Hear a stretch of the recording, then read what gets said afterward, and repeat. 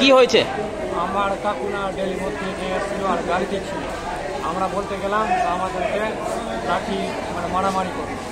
কতজনকে মেরেছে? আমাদেরকে 4 জনকে মেরেছে। কিছু ছিল ওদের হাতে?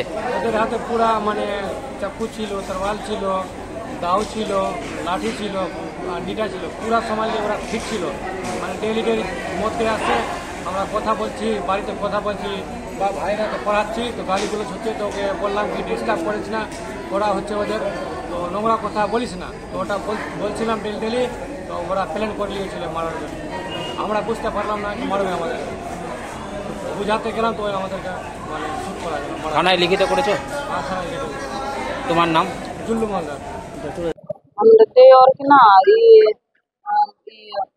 মদ খেয়ে খেয়ে রোজে গাল দিচ্ছে আর আমার সামনে আসলো রাস্তা থেকে, বললো কি আরে এমনি এমনি রোজে কেনে গাল দিচ্ছ, ছেলেগুলো পড়ছে তা এমনি রোজে করলে ভালো হবে এখানে।